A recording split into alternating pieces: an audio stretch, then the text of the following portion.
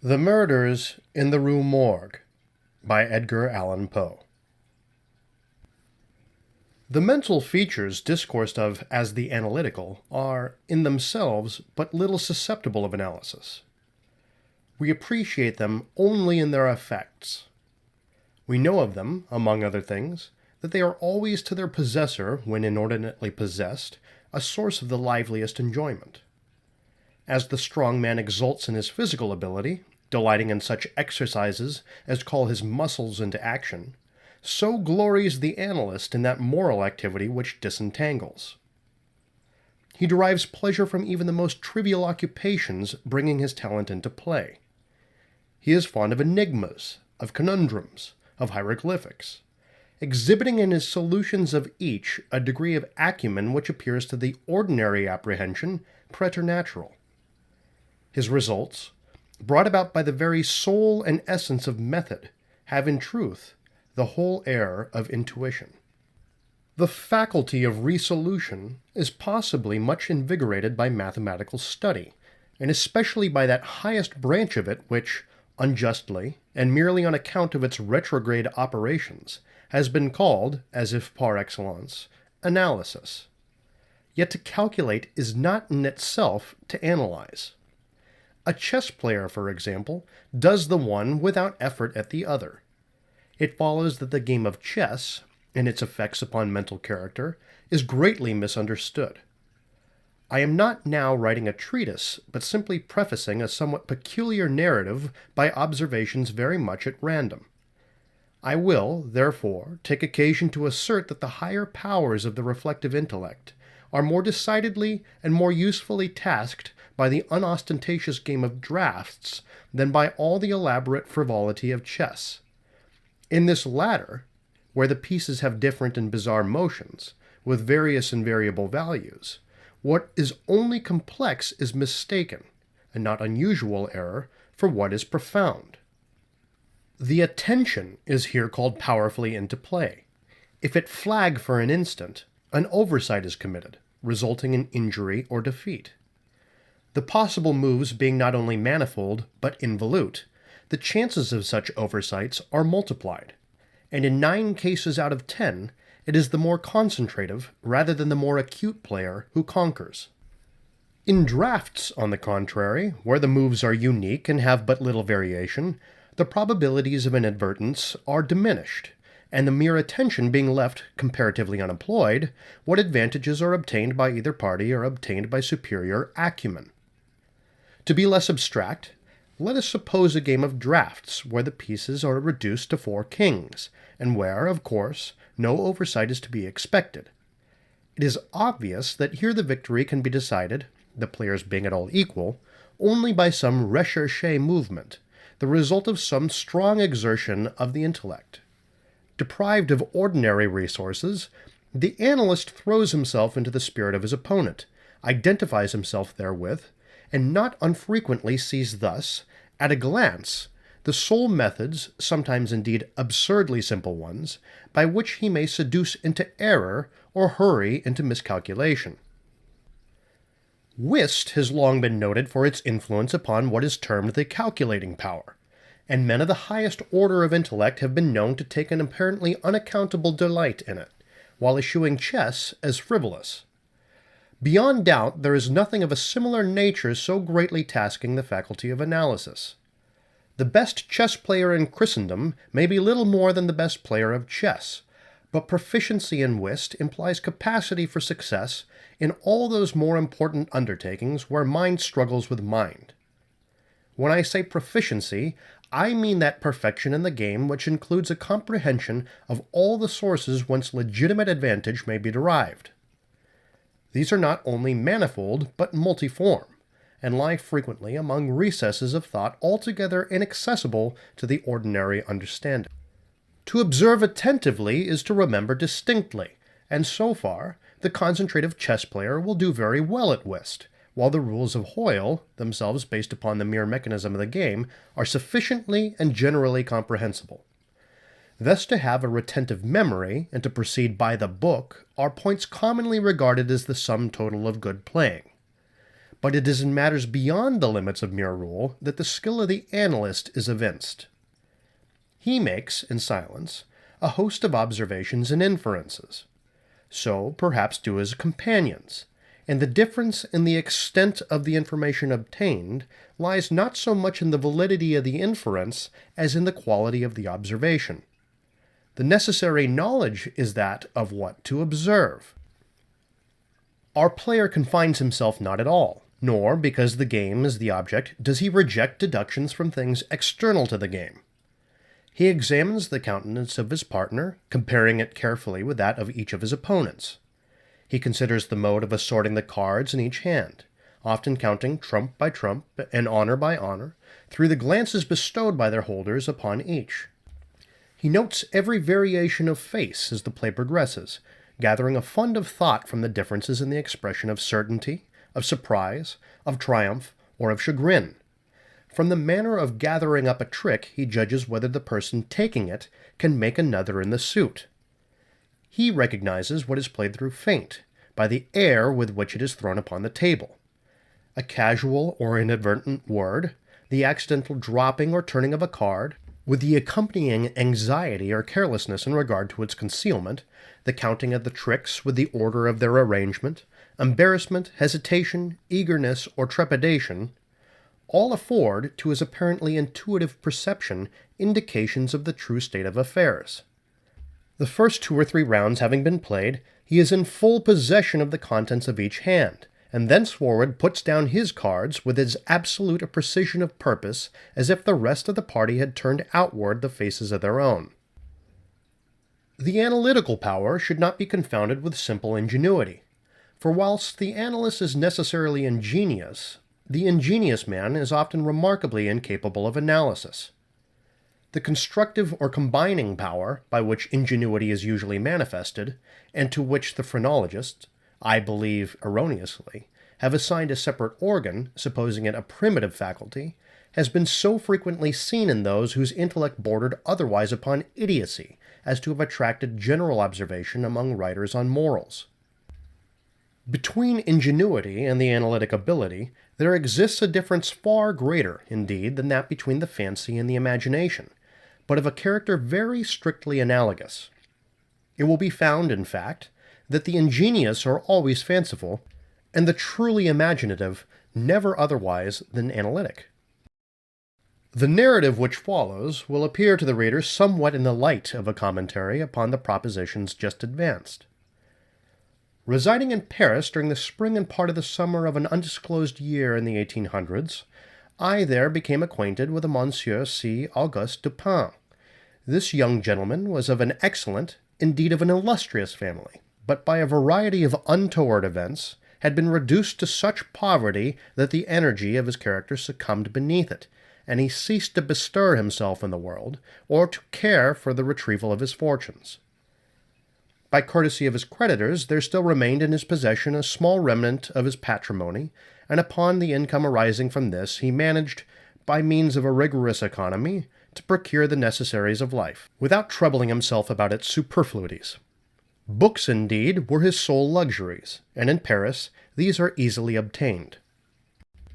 Our first meeting was at an obscure library in the Rue Morgue, where the accident of our both being in search of the same very rare and very remarkable volume brought us into closer communion. We saw each other again and again. I was deeply interested in the little family history which he detailed to me with all the candor which a Frenchman indulges whenever mere self is his theme. I was astonished, too, at the vast extent of his reading, and above all, I felt my soul enkindled within me by the wild fervor and the vivid freshness of his imagination. Seeking in Paris the objects I then sought, I felt that the society of such a man would be to me a treasure beyond price, and this feeling I frankly confided to him.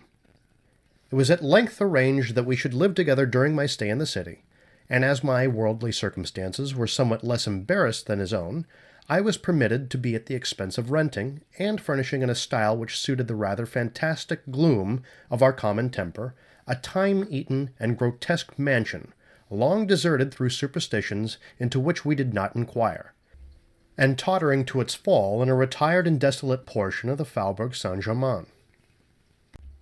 Had the routine of our life at this place been known to the world, we should have been regarded as madmen, although perhaps as madmen of a harmless nature. Our seclusion was perfect.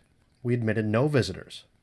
Indeed, the locality of our retirement had been carefully kept a secret from my own former associates, and it had been many years since Dupin had ceased to know or be known in Paris. We existed within ourselves alone. It was a freak of fancy in my friend, for what else shall I call it, to be enamored of the night for her own sake. And into this bizarrerie, as into all his others, I quietly fell, giving myself up to his wild whims with a perfect abandon. The sable divinity would not herself dwell with us always, but we could counterfeit her presence. At the first dawn of the morning, we closed all the messy shutters of our old building, lighting a couple of tapers, which, strongly perfumed, threw out only the ghastliest and feeblest of rays. By the aid of these, we then busied our souls in dreams, reading, writing, or conversing, until warned by the clock of the advent of the true darkness. Then we sallied forth into the streets, arm in arm, continuing the topics of the day, or roaming far and wide until a late hour, seeking, amid the wild lights and shadows of the populous city, that infinity of mental excitement which quiet observation can afford. At such times I could not help remarking and admiring, although from his rich ideality I had been prepared to expect it, a peculiar analytic ability in Dupin. He seemed, too, to take an eager delight in its exercise, if not exactly in its display, and did not hesitate to confess the pleasure thus derived. He boasted to me, with a low chuckling laugh, that most men, in respect to himself, wore windows in their bosoms, and was wont to follow up such assertions by direct and very startling proofs of his intimate knowledge of my own.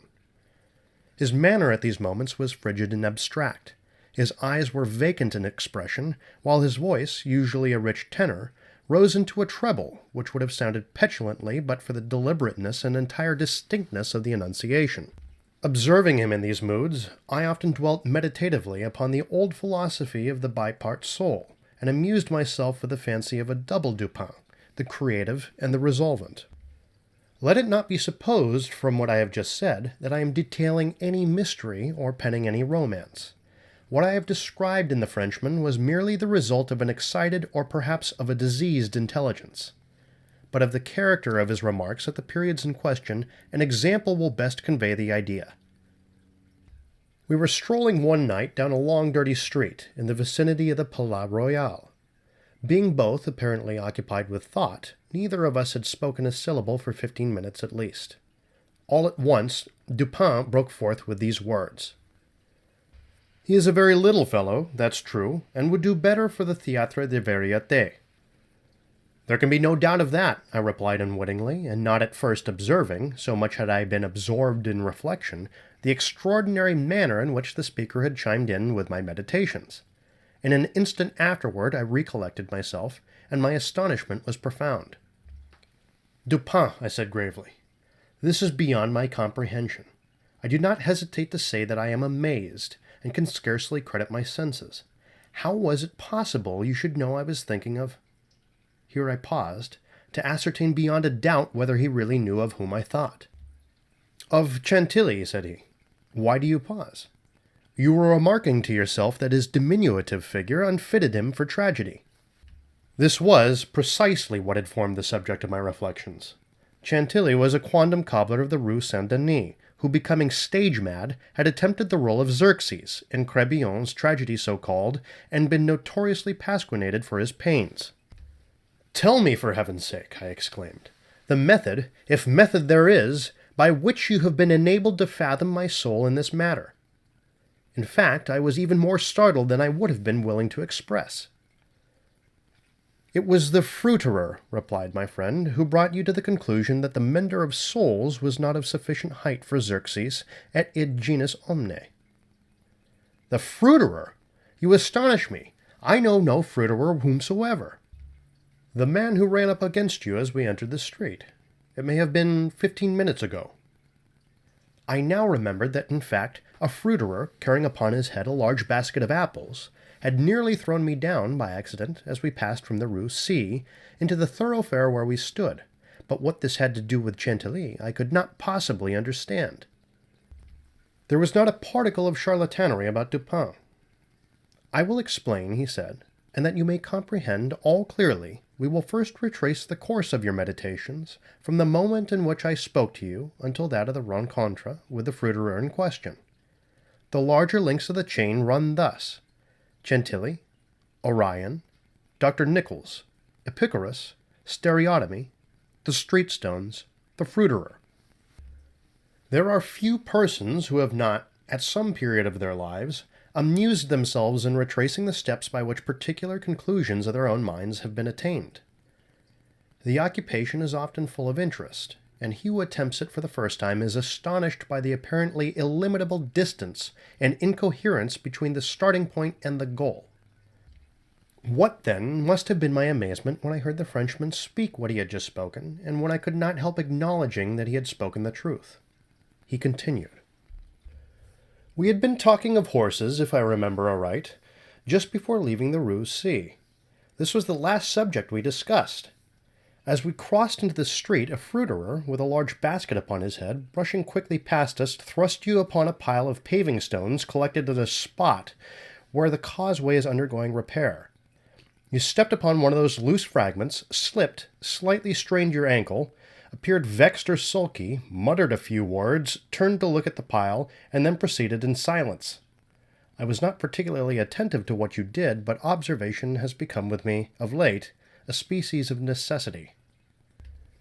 You kept your eyes upon the ground, glancing, with a petulant expression, at the holes and ruts in the pavement, so that I saw you were still thinking of the stones, until we reached the little alley called Lamartine, which has been paved, by way of experiment, with the overlapping and riveted blocks. Here your countenance brightened up, and perceiving your lips move, I could not doubt that you murmured the words stereotomy, a term very affectedly applied to this species of pavement. I knew that you could not say to yourself stereotomy without being brought to think of atomies, and thus of the theories of Epicurus, and since, when we discussed this subject not very long ago, I mentioned to you how singularly, yet with how little notice, the vague guesses of that noble Greek had met with a confirmation in the late nebular cosmogony, I felt that you could not avoid casting your eyes upward to the great nebula in Orion, and I certainly expected that you would do so. You did look up, and I was now assured that I had correctly followed your steps. But in that bitter tirade upon Chantilly, which appeared in yesterday's Musée, the satirist, making some disgraceful allusions to the cobbler's change of name upon assuming the buskin, quoted a Latin line about which we often conversed. I mean the line, perditit antiquum littera prima sonum. I had told you that this was in reference to Orion, formerly written Urion, and from certain pungencies connected with this explanation, I was aware that you could not have forgotten it. It was clear, therefore, that you would not fail to combine the two ideas of Orion and Chantilly. That you did combine them I saw by the character of the smile which passed over your lips. You thought of the poor cobbler's immolation. So far you had been stooping in your gait, but now I saw you draw yourself up to your full height. I was then sure that you had reflected upon the diminutive figure of Chantilly. At this point I interrupted your meditations to remark that, as, in fact, he was a very little fellow, that Chantilly he would do better at the Théâtre de Variété. Not long after this, we were looking over an evening edition of the Gazette des Tribunaux, when the following paragraphs arrested our attention. Extraordinary murders. This morning, about 3 o'clock, the inhabitants of the Quartier Saint-Roch were aroused from sleep by a succession of terrific shrieks, issuing apparently from the 4th story of a house in the Rue Morgue, known to be in the sole occupancy of one Madame l'Espanaye, and her daughter, Mademoiselle Camille l'Espanaye. After some delay, occasioned by a fruitless attempt to procure admission in the usual manner, the gateway was broken in with a crowbar, and 8 or 10 of the neighbors entered, accompanied by 2 gendarmes. By this time the cries had ceased, but as the party rushed up the first flight of stairs, 2 or more rough voices in angry contention were distinguished, and seemed to proceed from the upper part of the house. As the second landing was reached, these sounds also had ceased, and everything remained perfectly quiet. The party spread themselves and hurried from room to room. Upon arriving at a large back chamber in the 4th story, the door of which, being found locked with the key inside, was forced open, a spectacle presented itself which struck every one present not less with horror than with astonishment. The apartment was in the wildest disorder, the furniture broken and thrown about in all directions. There was only one bedstead, and from this the bed had been removed and thrown into the middle of the floor. On a chair lay a razor besmeared with blood. On the hearth were 2 or 3 long and thick tresses of grey human hair, also dappled in blood, and seeming to have been pulled out by the roots. Upon the floor were found 4 napoleons, an earring of topaz, 3 large silver spoons, 3 smaller of metal d'Alger, and 2 bags containing nearly 4,000 francs in gold. The drawers of a bureau, which stood in one corner, were open and had been, apparently, rifled, although many articles still remained in them. A small iron safe was discovered under the bed, not under the bedstead. It was open, with the key still in the door. It had no contents beyond a few old letters and other papers of little consequence. Of Madame l'Espanaye no traces were here seen, but an unusual quantity of soot being observed in the fireplace, a search was made in the chimney, and, horrible to relate, the corpse of the daughter, head downward, was dragged therefrom, it having been thus forced up the narrow aperture for a considerable distance. The body was quite warm. Upon examining it, many excoriations were perceived, no doubt occasioned by the violence with which it had been thrust up and disengaged. Upon the face were many severe scratches, and upon the throat dark bruises and deep indentations of fingernails, as if the deceased had been throttled to death. After a thorough investigation of every portion of the house, without farther discovery, the party made its way into a small paved yard in the rear of the building, where lay the corpse of the old lady, with her throat so entirely cut that upon an attempt to raise her, the head fell off. The body, as well as the head, was fearfully mutilated, the former so much so as scarcely to retain any semblance of humanity. To this horrible mystery there is not as yet, we believe, the slightest clue. The next day's paper had these additional particulars. The tragedy in the Rue Morgue. Many individuals have been examined in relation to this most extraordinary and frightful affair. The word affair has not yet, in France, that levity of import which it conveys with us. But nothing whatever has transpired to throw light upon it. We give below all the material testimony elicited. Pauline de Bourg, laundress, deposes that she has known both the deceased for 3 years, having washed for them during that period. The old lady and her daughter seemed on good terms, very affectionate towards each other. They were excellent pay, could not speak in regard to their mode or means of living, believed that Madame L. told fortunes for a living, was reputed to have money put by, never met any persons in the house when she called for the clothes or took them home, was sure that they had no servant in employ. There appeared to be no furniture in any part of the building except in the 4th story. Pierre Moreau, tobacconist, deposes that he has been in the habit of selling small quantities of tobacco and snuff to Madame l'Espanaye for nearly 4 years, was born in the neighborhood, and has always resided there. The deceased and her daughter had occupied the house in which the corpses were found for more than 6 years. It was formerly occupied by a jeweler, who underlet the upper rooms to various persons. The house was the property of Madame L. She became dissatisfied with the abuse of the premises by her tenant, and moved into them herself, refusing to let any portion. The old lady was childish. Witness had seen the daughter some 5 or 6 times during the 6 years. The 2 lived in an exceedingly retired life, were reputed to have money, had heard it said among the neighbors that Madame L. told fortunes, did not believe it, had never seen any person enter the door except the old lady and her daughter, a porter once or twice, and a physician some 8 or 10 times. Many other persons, neighbors, gave evidence to the same effect. No one was spoken of as frequenting the house. It was not known whether there were any living connections of Madame L. and her daughter. The shutters of the front windows were seldom opened. Those in the rear were always closed, with the exception of the large back room, 4th story. The house was a good house, not very old.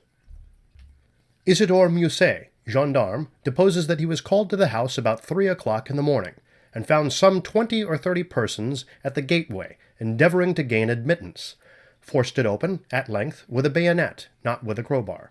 Had but little difficulty in getting it open, on account of its being a double or folding gate, and bolted neither at the bottom nor top. The shrieks were continued until the gate was forced, and then suddenly ceased.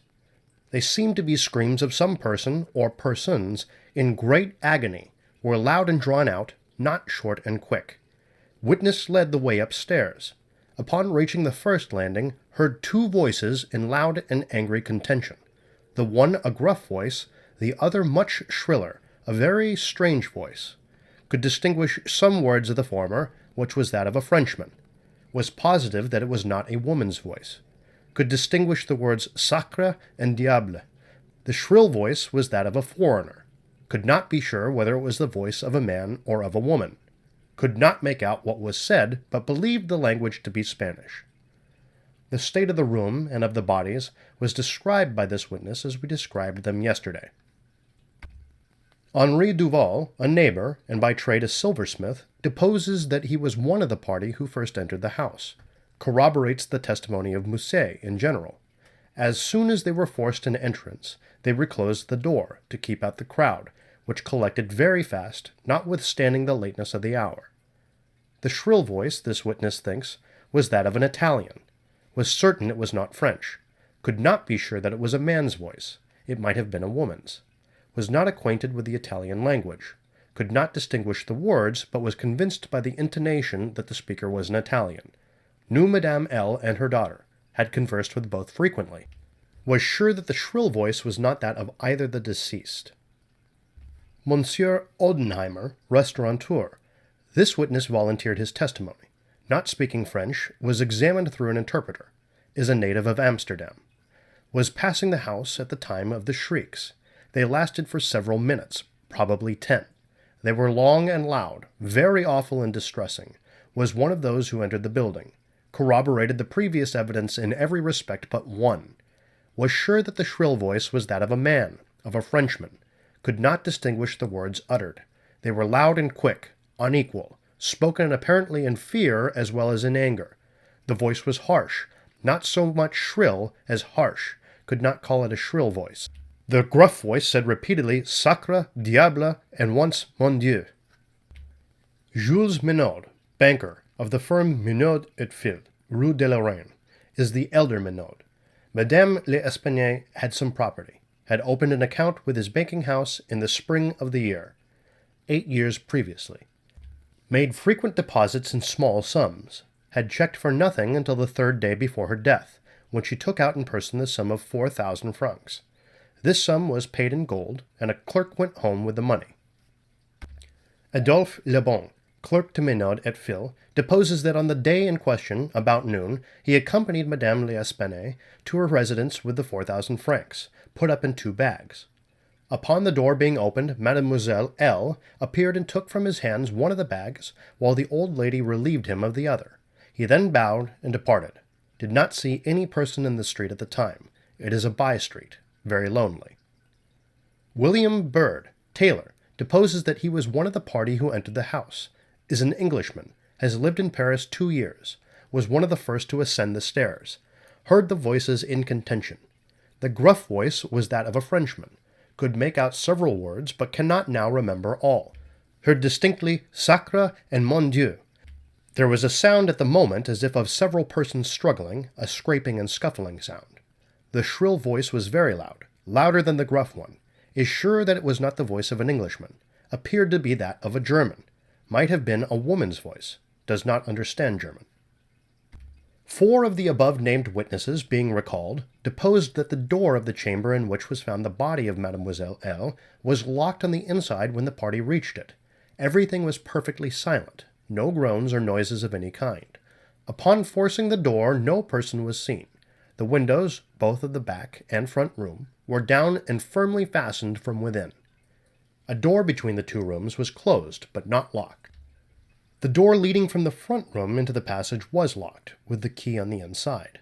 A small room in the front house, on the fourth story, at the head of the passage, was open, the door being ajar. This room was crowded with old beds, boxes, and so forth. These were carefully removed and searched. There was not an inch of any portion of the house which was not carefully searched. Sweeps were sent up and down the chimneys. The house was a 4-story one, with garrets, mansardes. A trapdoor on the roof was nailed down very securely, did not appear to have been opened for years. The time elapsing between the hearing of the voices in contention and the breaking open of the room door was variously stated by the witnesses. Some made it as short as 3 minutes, some as long as 5. The door was opened with difficulty. Alfonso Garcio, undertaker, deposes that he resides in the Rue Morgue, is a native of Spain, was one of the party who entered the house, did not proceed upstairs, is nervous, and was apprehensive of the consequences of agitation. Heard the voices in contention. The gruff voice was that of a Frenchman, could not distinguish what was said. The shrill voice was that of an Englishman, is sure of this, does not understand the English language, but judges by the intonation. Alberto Montani, confectioner, deposes that he was among the first to ascend the stairs, heard the voices in question. The gruff voice was that of a Frenchman, distinguished several words. The speaker appeared to be expostulating, could not make out the words of the shrill voice, spoke quick and unevenly, thinks it was the voice of a Russian, corroborates the general testimony, is an Italian, never conversed with a native of Russia. Several witnesses, recalled, here testified that the chimneys of all rooms on the 4th story were too narrow to admit the passage of a human being. By sweeps were meant cylindrical sweeping brushes, such as are employed by those who clean chimneys. These brushes were passed up and down every flue in the house. There is no back passage by which any one could have descended while the party proceeded upstairs. The body of Mademoiselle L'Espanaye was so firmly wedged in the chimney that it could not be got down until 4 or 5 of the party united their strength. Paul Dumas, physician, deposes that he was called to view the bodies about daybreak. They were both then lying on the sacking of the bedstead in the chamber where Mademoiselle L. was found. The corpse of the young lady was much bruised and excoriated. The fact that it had been thrust up the chimney would sufficiently account for these appearances. The throat was greatly chafed. There were several deep scratches just below the chin, together with a series of livid spots which were evidently the impression of fingers. The face was fearfully discolored, and the eyeballs protruded. The tongue had been partially bitten through. A large bruise was discovered upon the pit of the stomach, produced apparently by the pressure of a knee. In the opinion of Monsieur Dumas, Mademoiselle L'Espanaye had been throttled to death by some person or persons unknown. The corpse of the mother was horribly mutilated. All the bones of the right leg and arm were more or less shattered. The left tibia much splintered, as well as all the ribs of the left side. Whole body dreadfully bruised and discolored. It was not possible to say how the injuries had been inflicted. A heavy club of wood, or a broad bar of iron, a chair, any large, heavy, and obtuse weapon would have produced such results, if wielded by the hands of a very powerful man. No woman could have inflicted the blows with any weapon. The head of the deceased, when seen by witness, was entirely separated from the body, and was also greatly shattered. The throat had evidently been cut with some very sharp instrument, probably with a razor. Alexander Etienne, surgeon, was called with Monsieur Dumas to view the bodies, corroborated the testimony and the opinions of Monsieur Dumas. Nothing farther of importance was elicited, although several other persons were examined. A murder so mysterious and so perplexing in all its particulars was never before committed in Paris, if indeed a murder has been committed at all. The police are entirely at fault, an unusual occurrence in affairs of this nature. There is not, however, the shadow of a clue apparent. The evening edition of the paper stated that the greatest excitement still continued in the Quartier Saint-Roch, that the premises in question had been carefully researched and fresh examinations of witnesses instituted, but all to no purpose. A postscript, however, mentioned that Adolphe Lebon had been arrested and imprisoned, although nothing appeared to criminate him beyond the facts already detailed. Dupin seemed singularly interested in the progress of this affair, at least so I judged from his manner, for he made no comments. It was only after the announcement that Le Bon had been imprisoned that he asked me my opinion respecting the murders. I could merely agree with all Paris in considering them an insoluble mystery. I saw no means by which it would be possible to trace the murderer. "We must not judge of the means," said Dupin, "by this shell of an examination. The Parisian police, so much extolled for acumen, are cunning, but no more. There is no method in their proceedings beyond the method of the moment. They make a vast parade of measures, but not unfrequently these are so ill adapted to the objects proposed as to put us in mind of Monsieur Jourdain's calling for his robe de chambre pour mieux entendre la musique. The results attained by them are not unfrequently surprising, but for the most part are brought about by simple diligence and activity. When these qualities are unavailing, their schemes fail. Vidocq, for example, was a good guesser and a persevering man, but without educated thought he erred continually by the very intensity of his investigations. He impaired his vision by holding the object too close. He might see, perhaps, one or two points with unusual clearness, but in doing so he necessarily lost sight of the matter as a whole. Thus there is such a thing as being too profound. Truth is not always in a well. In fact, as regards the more important knowledge, I do believe that she is invariably superficial.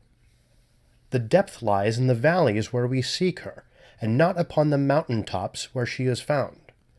The modes and sources of this kind of error are well typified in the contemplation of the heavenly bodies. To look at a star by glances, to view it in a sidelong way, by turning toward it the exterior portions of the retina, more susceptible of feeble impressions of light than the interior, is to behold the star distinctly, is to have the best appreciation of its luster, a luster which grows dim just in proportion as we turn our vision fully upon it.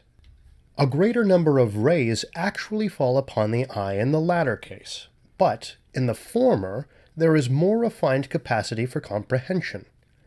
By undue profundity we perplex and enfeeble thought, and it is possible to make even Venus herself vanish from the firmament by a scrutiny too sustained, too concentrated, or too direct. As for these murders, let us enter into some examinations for ourselves before we make up an opinion respecting them. An inquiry will afford us amusement. I thought this an odd term, so applied, but said nothing. And besides, Le Bon once rendered me a service for which I am not ungrateful. We will go and see the premises with our own eyes. I know G., the prefect of police, and shall have no difficulty in obtaining the necessary permission. The permission was obtained, and we proceeded at once to the Rue Morgue. This is one of those miserable thoroughfares which intervene between the Rue Richelieu and the Rue Saint-Roch. It was late in the afternoon when we reached it, as this quarter is at a great distance from that in which we resided. The house was readily found, for there were still many persons gazing up at the closed shutters, with an objectless curiosity from the opposite side of the way. It was an ordinary Parisian house, with a gateway, on one side of which was a glazed watch-box, with a sliding panel in the window, indicating a loge de concierge. Before going in, we walked up the street, turned down an alley, and then, again turning, passed in the rear of the building. Dupin, meanwhile, examining the whole neighborhood, as well as the house, with a minuteness of attention for which I could see no possible object. Retracing our steps, we came again to the front of the dwelling, rang, and having shown our credentials, were admitted by the agents in charge. We went upstairs, into the chamber where the body of Mademoiselle L'Espanaye had been found, and where both the deceased still lay. The disorders of the room had, as usual, been suffered to exist. I saw nothing beyond what had been stated in the Gazette des Tribunaux. Dupin scrutinized everything, not excepting the bodies of the victims. We then went into the other rooms and into the yard, a gendarme accompanying us throughout.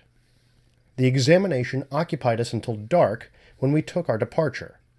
On our way home, my companion stepped in for a moment at the office of one of the daily papers. I have said that the whims of my friend were manifold, and that je les ménageais. For this phrase there is no English equivalent. It was his humor, now, to decline all conversation on the subject of the murder until about noon the next day. He then asked me, suddenly, if I had observed anything peculiar at the scene of the atrocity. There was something in his manner of emphasizing the word peculiar which caused me to shudder, without knowing why. "No, nothing peculiar," I said. "Nothing more, at least, than we both saw stated in the paper." "The Gazette," he replied, "has not entered, I fear, into the unusual horror of the thing, but dismissed the idle opinions of this print. It appears to me that this mystery is considered insoluble, for the very reason which should cause it to be regarded as easy of solution. I mean for the outre character of its features. The police are confounded by the seeming absence of motive, not for the murder itself, but for the atrocity of the murder. They are puzzled, too, by the seeming impossibility of reconciling the voices heard in contention with the facts that no one was discovered upstairs but the assassinated Mademoiselle L'Espanaye, and that there were no means of egress without the notice of the party ascending. The wild disorder of the room, the corpse thrust with the head downward up the chimney, the frightful mutilation of the body of the old lady, these considerations, with those just mentioned, and others which I need not mention, have sufficed to paralyze the powers by putting completely at fault the boasted acumen of the government agents. They have fallen into the gross but common error of confounding the unusual with the abstruse. But it is by these deviations from the plane of the ordinary that reason feels its way, if at all, in its search for the true. In investigations such as we are now pursuing, it should not be so much asked what has occurred as what has occurred that has never occurred before. In fact, the facility with which I shall arrive, or have arrived, at the solution of this mystery is in the direct ratio of its apparent insolubility in the eyes of the police. I stared at the speaker in mute astonishment. "I am now awaiting," continued he, looking toward the door of our apartment, "I am now awaiting a person who, although perhaps not the perpetrator of these butcheries, must have been in some measure implicated in their perpetration. Of the worst portion of the crimes committed, it is probable that he is innocent. I hope that I am right in this supposition, for upon it I build my expectation of reading the entire riddle. I look for the man here, in this room, every moment. It is true that he may not arrive, but the probability is that he will. Should he come, it will be necessary to detain him. Here are pistols, and we both know how to use them when occasion demands their use." I took the pistols, scarcely knowing what I did, or believing what I heard, while Dupin went on very much as if in a soliloquy. I have already spoken of his abstract manner at such times. His discourse was addressed to myself, but his voice, although by no means loud, had that intonation which is commonly employed in speaking to some one at a great distance. His eyes, vacant in expression, regarded only the wall. "That the voices heard in contention," he said, "by the party upon the stairs were not the voices of the women themselves was fully proved by the evidence. This relieves us of all doubt upon the question whether the old lady could have first destroyed the daughter, and afterward have committed suicide. I speak of this point chiefly for the sake of method, for the strength of Madame L'Espanaye would have been utterly unequal to the task of thrusting her daughter's corpse up the chimney as it was found, and the nature of the wounds upon her own person entirely preclude the idea of self-destruction. Murder, then, has been committed by some third party, and the voices of this third party were those heard in contention. Let me now advert, not to the whole testimony respecting these voices, but to what was peculiar in that testimony. Did you observe anything peculiar about it?" I remarked that, while all the witnesses agreed in supposing the gruff voice to be that of a Frenchman, there was much disagreement in regard to the shrill, or as one individual termed it, the harsh voice. "That was the evidence itself," said Dupin, "but it was not the peculiarity of the evidence. You have observed nothing distinctive. Yet there was something to be observed. The witnesses, as you remark, agreed about the gruff voice. They were here unanimous. But in regard to the shrill voice, the peculiarity is not that they disagreed, but that while an Italian, an Englishman, a Spaniard, a Hollander, and a Frenchman attempted to describe it, each one spoke of it as that of a foreigner. Each is sure that it was not the voice of one of his own countrymen. Each likens it not to the voice of an individual of any nation with whose language he is conversant, but the converse. The Frenchman supposes it the voice of a Spaniard, and might have distinguished some words had he been acquainted with Spanish. The Dutchman maintains it to have been that of a Frenchman, but we find it stated that not understanding French, this witness was examined through an interpreter. The Englishman thinks it the voice of a German, and does not understand German. The Spaniard is sure that it was that of an Englishman, but judges by the intonation altogether, as he has no knowledge of the English. The Italian believes it the voice of a Russian, but has never conversed with a native of Russia. A second Frenchman differs, moreover, with the first, and is positive that the voice was that of an Italian, but not being cognizant of that tongue, is, like the Spaniard, convinced by the intonation.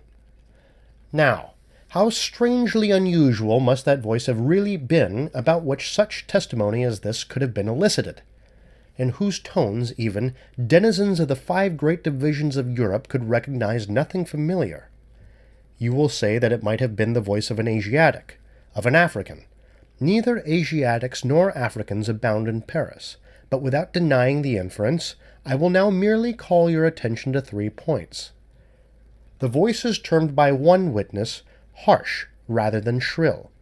It is represented by 2 others to have been quick and unequal. No words, no sounds resembling words, were by any witness mentioned as distinguishable.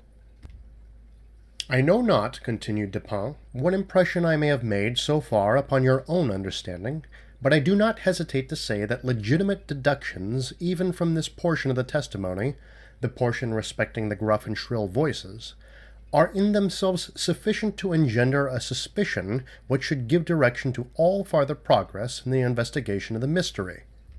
I said legitimate deductions, but my meaning is not thus fully expressed. I design to imply that the deductions are the sole proper ones, and that the suspicion arises inevitably from them as the single result. What the suspicion is, however, I will not say just yet. I merely wish you to bear in mind that, with myself, it was sufficiently forcible to give a definite form, a certain tendency, to my inquiries in the chamber. Let us now transport ourselves, in fancy, to this chamber. What shall we first seek here? The means of egress employed by the murderers. It is not too much to say that neither of us believe in preternatural events. Madame and Mademoiselle L'Espanaye were not destroyed by spirits. The doers of the deed were material, and escaped materially. Then how? Fortunately, there is but one mode of reasoning upon the point, and that mode must lead us to a definite decision. Let us examine, each by each, the possible means of egress. It is clear that the assassins were in the room where Mademoiselle L'Espanaye was found, or at least in the room adjoining when the party ascended the stairs.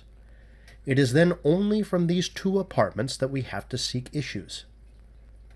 The police have laid bare the floors, the ceilings, and the masonry of the walls in every direction. No secret issues could have escaped their vigilance. But, not trusting to their eyes, I examined with my own. There were, then, no secret issues. Both doors leading from the rooms into the passage were securely locked, with the keys inside. Let us turn to the chimneys. These, although of ordinary width for some 8 or 10 feet above the hearth, will not admit, throughout their extent, the body of a large cat. The impossibility of egress, by means already stated, being thus absolute, we are reduced to the windows. Through those of the front room no one could have escaped without notice from the crowd in the street. The murderers must have passed, then, through those of the back room. Now brought to this conclusion in so unequivocal a manner as we are, it is not our part, as reasoners, to reject it on account of apparent impossibilities.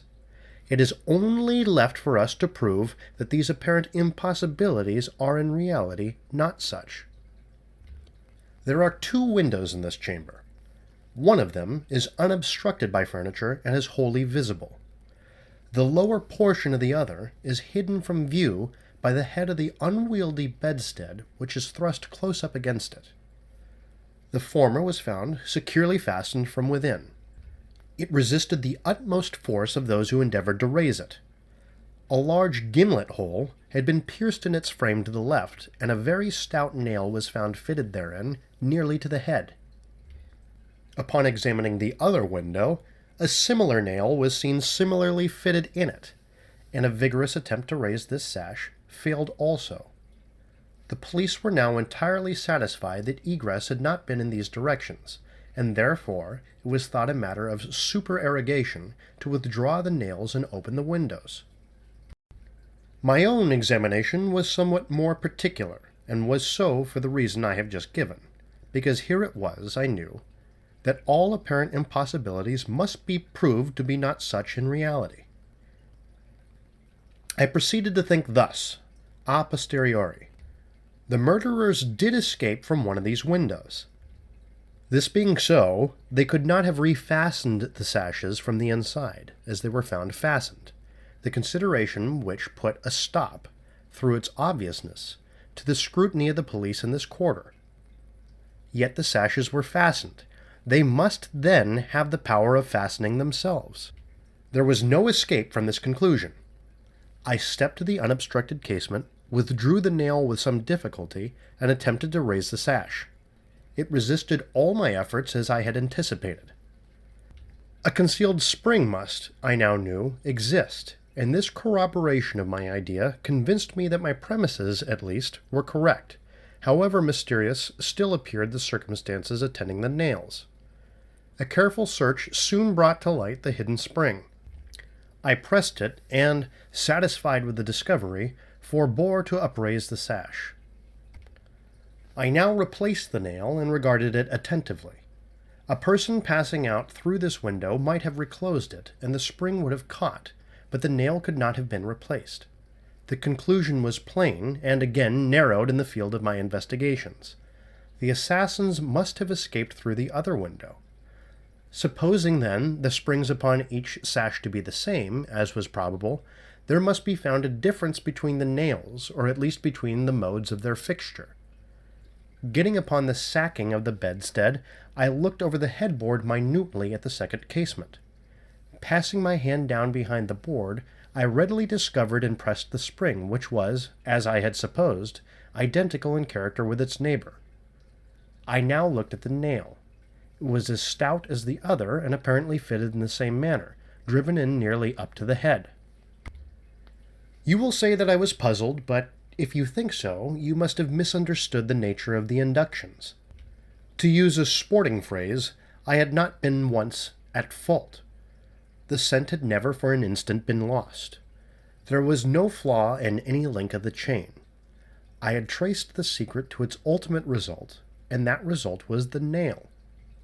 It had, I say, in every respect the appearance of its fellow in the other window, but this fact was an absolute nullity, conclusive as it might seem to be, when compared with the consideration that here, at this point, terminated the clue. There must be something wrong, I said, about the nail. I touched it, and the head, with about 1/4 of an inch of the shank, came off in my fingers. The rest of the shank was in the gimlet hole, where it had been broken off. The fracture was an old one, for its edges were encrusted with rust, and had apparently been accomplished by the blow of a hammer, which had partially embedded, in the top of the bottom sash, the head portion of the nail. I now carefully replaced this head portion in the indentation whence I had taken it, and the resemblance to a perfect nail was complete. The fissure was invisible. Pressing the spring, I gently raised the sash for a few inches. The head went up with it, remaining firm in its bed. I closed the window, and the semblance of the whole nail was again perfect. The riddle, so far, was now unriddled. The assassin had escaped through the window which looked upon the bed. Dropping of its own accord upon his exit, or perhaps purposely closed, it had become fastened by the spring, and it was the retention of the spring which had been mistaken by the police for that of the nail, farther inquiry being thus considered unnecessary. The next question is that of the mode of descent. Upon this point I had been satisfied in my walk with you around the building. About 5.5 feet from the casement in question there runs a lightning rod. From this rod it would have been impossible for anyone to reach the window itself, to say nothing of entering it.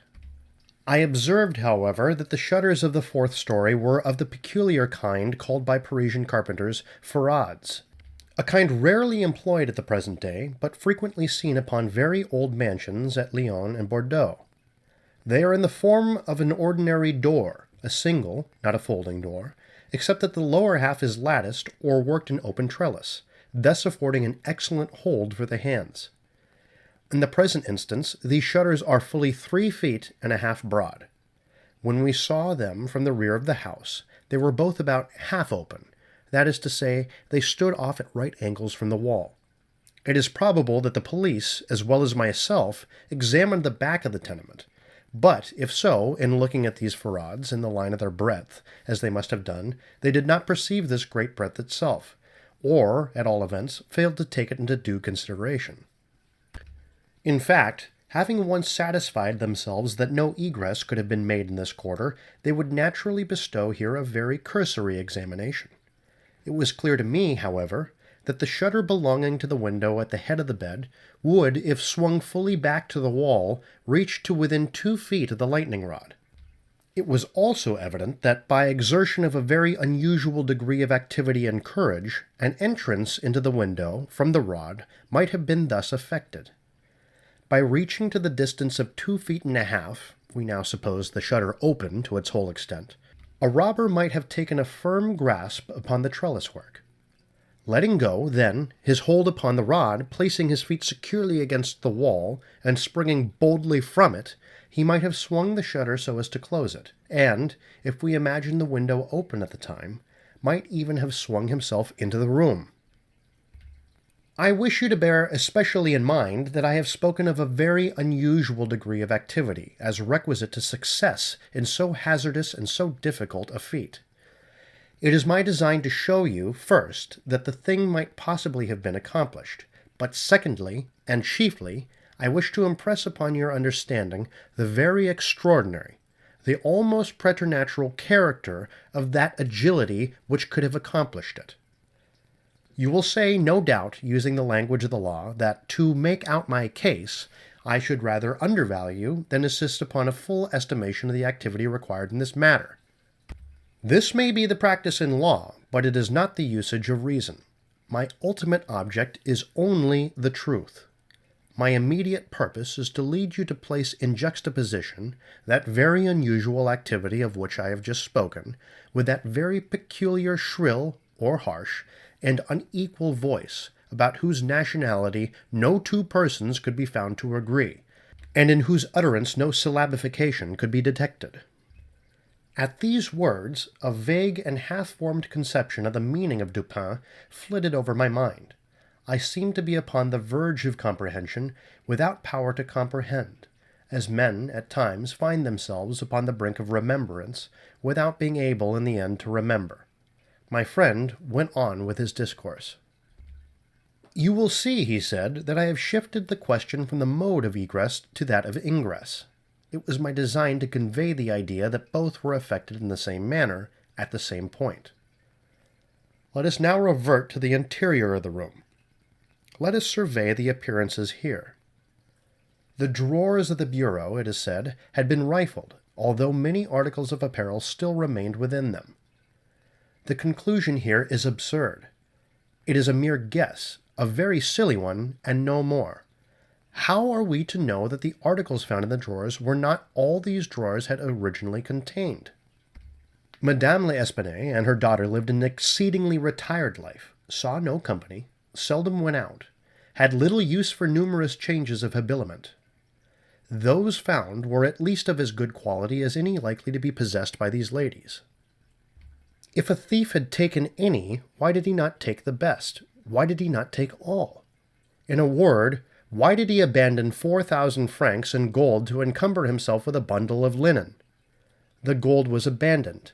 Nearly the whole sum mentioned by Monsieur Minaud, the banker, was discovered in bags upon the floor. I wish you, therefore, to discard from your thoughts the blundering idea of motive, engendered in the brains of the police by that portion of the evidence which speaks of money delivered at the door of the house. Coincidences 10 times as remarkable as this, the delivery of the money, and murder committed within 3 days upon the party receiving it, happen to all of us every hour of our lives, without attracting even momentary notice. Coincidences, in general, are great stumbling blocks in the way of that class of thinkers who have been educated to know nothing of the theory of probabilities, that theory to which the most glorious objects of human research are indebted for the most glorious of illustration. In the present instance, had the gold been gone, the fact of its delivery 3 days before would have formed something more than a coincidence. It would have been corroborative of this idea of motive. But, under the real circumstances of the case, if we are to suppose gold the motive of this outrage, we must also imagine the perpetrator so vacillating an idiot as to have abandoned his gold and his motive together. Keeping now steadily in mind the points to which I have drawn your attention, that peculiar voice, that unusual agility, and that startling absence of motive in a murder so singularly atrocious as this, let us glance at the butchery itself. Here is a woman strangled to death by manual strength, and thrust up a chimney, head downward. Ordinary assassins employ no such modes of murder as this. Least of all do they thus dispose of the murdered. In the manner of thrusting the corpse up the chimney, you will admit that there was something excessively outré, something altogether irreconcilable with our common notions of human action, even when we suppose the actors the most depraved of men. Think, too, how great must have been that strength which could have thrust the body up such an aperture so forcibly that the united vigor of several persons was found barely sufficient to drag it down. Turn, now, to other indications of the employment of a vigor most marvelous. On the hearth were thick tresses, very thick tresses, of gray human hair. These had been torn out by the roots. You are aware of the great force necessary in tearing thus from the head even 20 or 30 hairs together. You saw the locks in question as well as myself. Their roots, a hideous sight, were clotted with fragments of the flesh of the scalp, sure token of the prodigious power which had been exerted in uprooting perhaps 500,000 of hairs at a time. The throat of the old lady was not merely cut, but the head absolutely severed from the body. The instrument was a mere razor. I wish you also to look at the brutal ferocity of these deeds. Of the bruises upon the body of Madame l'Espanaye I do not speak. Monsieur Dumas and his worthy coadjutor, Monsieur Etienne, have pronounced that they were inflicted by some obtuse instrument, and so far these gentlemen are very correct. The obtuse instrument was clearly the stone pavement in the yard, upon which the victim had fallen from the window which looked in upon the bed. This idea, however simple it may now seem, escaped the police for the same reason that the breadth of the shutters escaped them, because, by the affair of the nails, their perceptions had been hermetically sealed against the possibility of the windows having ever been opened at all.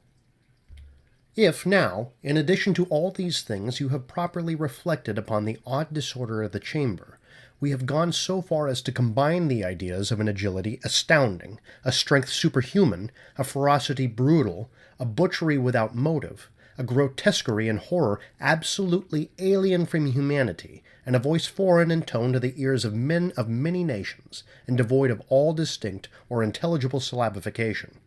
What result, then, has ensued? What impression have I made upon your fancy? I felt a creeping of the flesh as Dupin asked me the question. A madman, I said, has done this deed. Some raving maniac escaped from a neighboring maison de santé.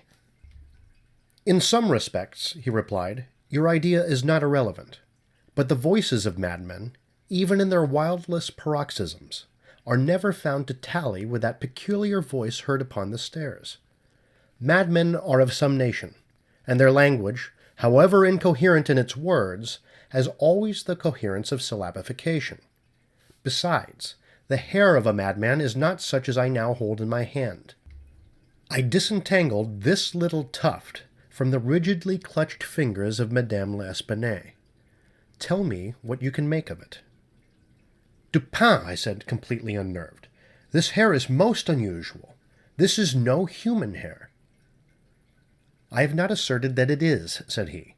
"But before we decide this point, I wish you to glance at the little sketch I have here traced upon this paper.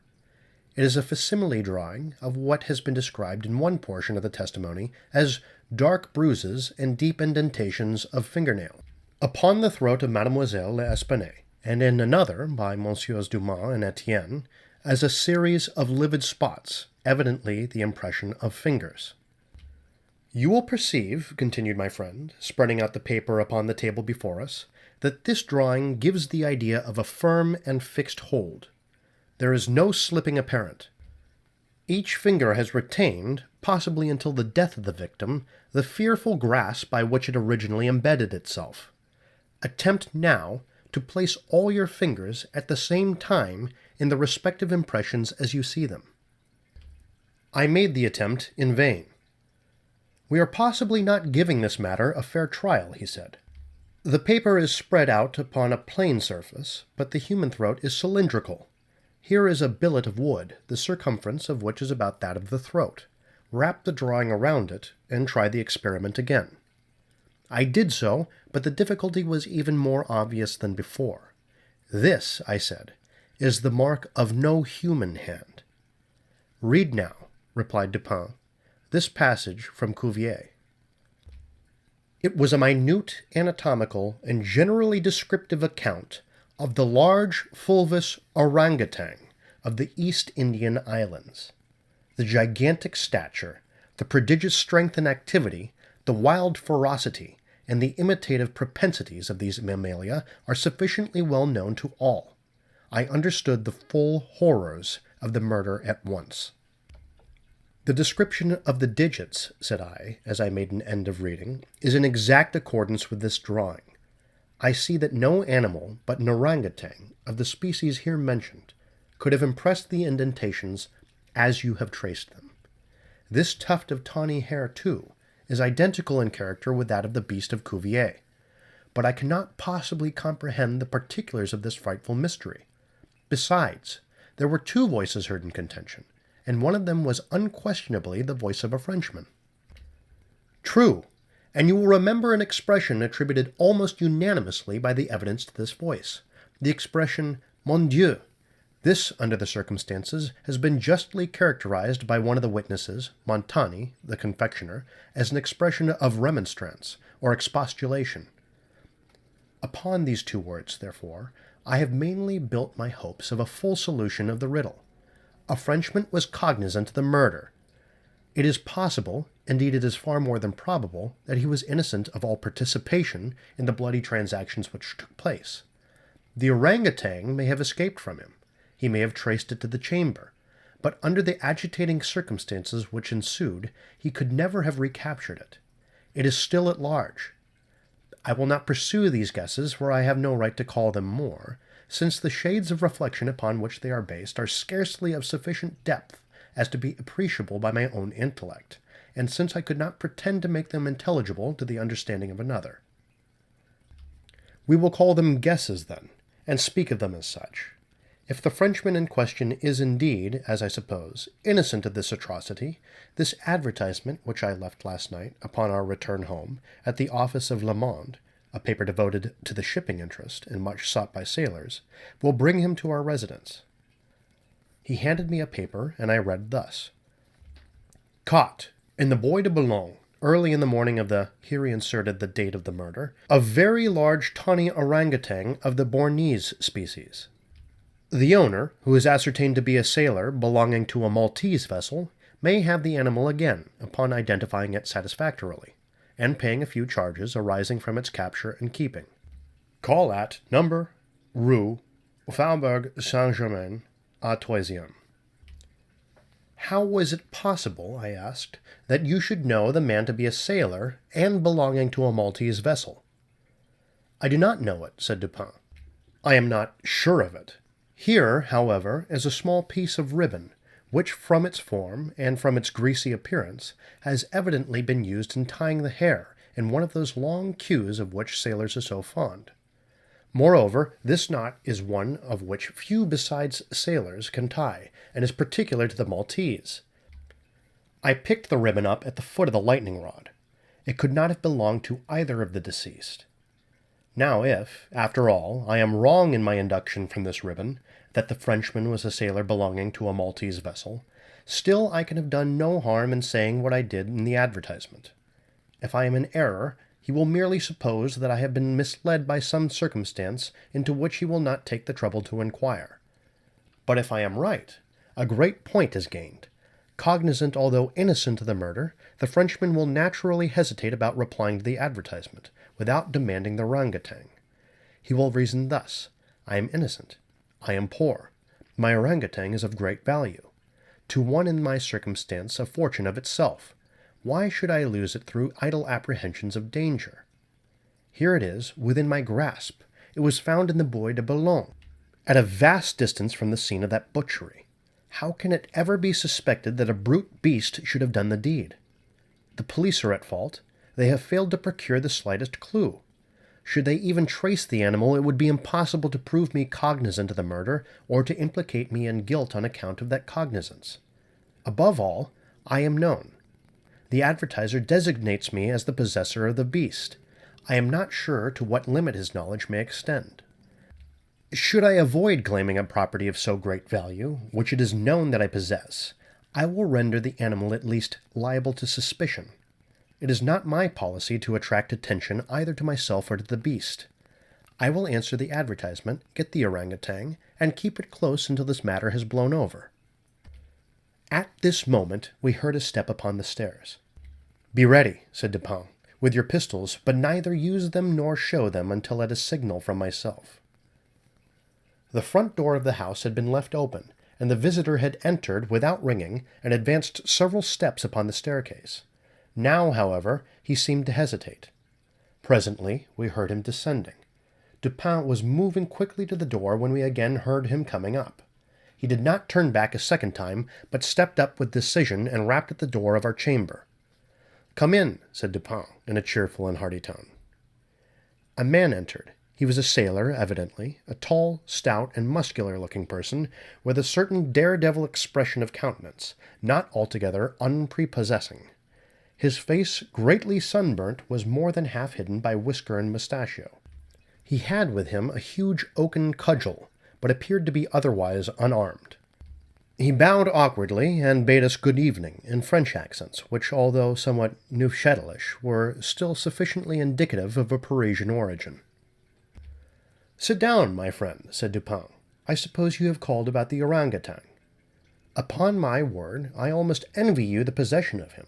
A remarkably fine and no doubt a very valuable animal. How old do you suppose him to be?" The sailor drew a long breath, with the air of a man relieved of some intolerable burden, and then replied in an assured tone: "I have no way of telling, but he can't be more than 4 or 5 years old. Have you got him here?" "Oh, no, we had no conveniences for keeping him here. He is at a livery stable in the Rue Morgue, just by. You can get him in the morning. Of course you are prepared to identify the property?" "To be sure I am, sir." "I shall be sorry to part with him," said Dupin. "I don't mean that you should be at all this trouble for nothing, sir," said the man. "Couldn't expect it. Am very willing to pay a reward for the finding of the animal, that is to say, anything in reason." "Well," replied my friend, "that is all very fair, to be sure. Let me think. What should I have? Oh, I will tell you. My reward shall be this. You shall give me all the information in your power about these murders in the Rue Morgue." Dupin said these last words in a very low tone, and very quietly. Just as quietly, too, he walked toward the door, locked it, and put the key in his pocket. He then drew a pistol from his bosom and placed it, without the least flurry, upon the table. The sailor's face flushed up as if he were struggling with suffocation. He started to his feet and grasped his cudgel, but the next moment he fell back into his seat, trembling violently, and with the countenance of death itself. He spoke not a word. I pitied him from the bottom of my heart. "My friend," said Dupin, in a kind tone, "you are alarming yourself unnecessarily. You are indeed. We mean you no harm whatever. I pledge you the honor of a gentleman and of a Frenchman that we intend you no injury. I perfectly well know that you are innocent of the atrocities in the Rue Morgue. It will not do, however, to deny that you are in some measure implicated in them. From what I have already said, you must know that I have had means of information about this matter, means of which you could never have dreamed. Now the thing stands thus. You have done nothing which you could have avoided, nothing, certainly, which renders you culpable. You were not even guilty of robbery, when you might have robbed with impunity. You have nothing to conceal. You have no reason for concealment. On the other hand, you are bound by every principle of honor to confess all you know. An innocent man is now imprisoned, charged with that crime of which you can point out the perpetrator." The sailor had recovered his presence of mind, in a great measure, while Dupin uttered these words, but his original boldness of bearing was all gone. "So help me God," said he after a brief pause, "I will tell you all I know about this affair, but I do not expect you to believe one half I say. I would be a fool indeed if I did. Still, I am innocent, and I will make a clean breast if I die for it." What he stated was, in substance, this. He had lately made a voyage to the Indian archipelago. A party, of which he formed one, landed at Borneo, and passed into the interior on an excursion of pleasure. Himself and a companion had captured the orangutan. This companion dying, the animal fell into his own exclusive possession. After great trouble occasioned by the intractable ferocity of his captive during the home voyage, he at length succeeded in lodging it safely at his own residence in Paris, where, not to attract toward himself the unpleasant curiosity of his neighbors, he kept it carefully secluded, until such time as it should recover from a wound in the foot, received from a splinter on board ship. His ultimate design was to sell it. Returning home from some sailor's frolic the night, or rather in the morning of the murder, he found the beast occupying his own bedroom, into which it had broken from a closet adjoining, where it had been, as was thought, securely confined. Razor in hand and fully lathered, it was sitting before a looking-glass, attempting the operation of shaving, in which it had no doubt previously watched its master through the keyhole of the closet. Terrified at the sight of so dangerous a weapon in the possession of an animal so ferocious, and so well able to use it, the man, for some moments, was at a loss what to do. He had been accustomed, however, to quiet the creature even in its fiercest moods by the use of a whip, and to this he now resorted. Upon sight of it, the orangutan sprang at once through the door to the chamber, down the stairs, and thence, through a window, unfortunately open, into the street. The Frenchman followed in despair, the ape, razor still in hand, occasionally stopping to look back and gesticulate at its pursuer until the latter had nearly come up with it. It then again made off. In this manner the chase continued for a long time.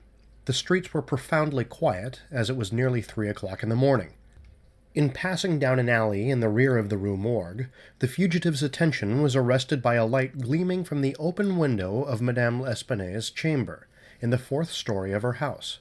Rushing to the building, it perceived the lightning rod, clambered up with inconceivable agility, grasped the shutter, which was thrown fully back against the wall, and by its means swung itself directly upon the headboard of the bed.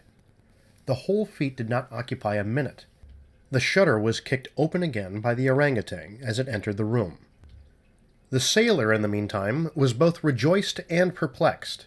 He had strong hopes of now recapturing the brute, as it could scarcely escape from the trap into which it had ventured, except by the rod, where it might be intercepted as it came down. On the other hand, there was much cause for anxiety as to what it might do in the house. This latter reflection urged the man still to follow the fugitive. A lightning rod is ascended without difficulty, especially by a sailor, but when he had arrived as high as the window, which lay far to his left, his career was stopped. The most that he could accomplish was to reach over so as to obtain a glimpse of the interior of the room.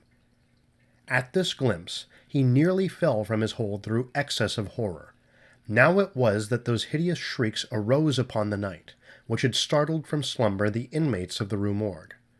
Madame L'Espanaye and her daughter, habited in their night-clothes, had apparently been occupied in arranging some papers in the iron chest already mentioned, which had been wheeled into the middle of the room. It was open, and its contents lay beside it on the floor. The victims must have been sitting with their backs toward the window, and, from the time elapsing between the ingress of the beast and the screams, it seems probable that it was not immediately perceived. The flapping to of the shutter would naturally have been attributed to the wind. As the sailor looked in, the gigantic animal had seized Madame L'Espanaye by the hair, which was loose as she had been combing it, and was flourishing the razor about her face, in imitation of the motions of a barber. The daughter lay prostrate and motionless. She had swooned.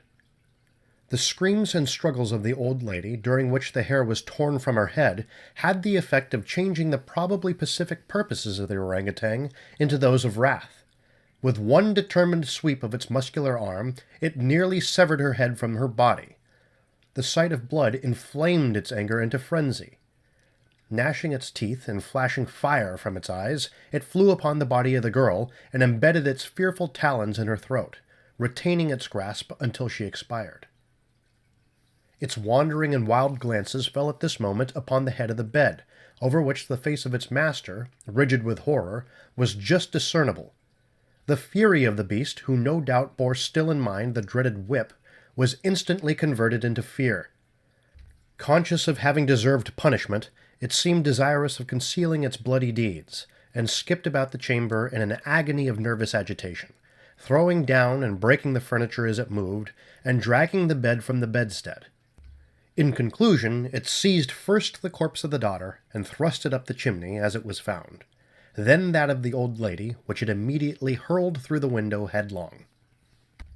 As the ape approached the casement with its mutilated burden, the sailor shrank aghast to the rod, and rather gliding than clambering down it, hurried at once home, dreading the consequences of the butchery, and gladly abandoning, in his terror, all solicitude about the fate of the orangutan. The words heard by the party upon the staircase were the Frenchman's exclamation of horror and affright, commingled with the fiendish jabberings of the brute. I have scarcely anything to add. The orangutan must have escaped from the chamber by the rod, just before the breaking of the door. It must have closed the window as it passed through it. It was subsequently caught by the owner himself, who obtained it for a very large sum at the Jardin des Plantes. Le Bon was instantly released upon our narration of the circumstances, with some comments from Dupin, at the bureau of the prefect of police. This functionary, however well disposed to my friend, could not altogether conceal his chagrin at the turn which affairs had taken, and was fain to indulge in a sarcasm or two about the propriety of every person minding his own business. "Let him talk," said Dupin, who had not thought it necessary to reply. "Let him discourse, it will ease his conscience. I am satisfied with having defeated him in his own castle. Nevertheless, that he failed in the solution of this mystery is by no means that matter for wonder which he supposes it, for in truth our friend the prefect is somewhat too cunning to be profound.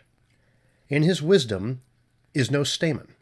It is all head and no body, like the pictures of the goddess Laverna, or at best all head and shoulders, like a codfish. But he is a good creature after all. I like him especially for one master stroke of cant, by which he has attained his reputation for ingenuity. I mean the way he has de nier ce qui est et d'expliquer ce qui n'est pas. Rousseau, Nouvelle Héloïse.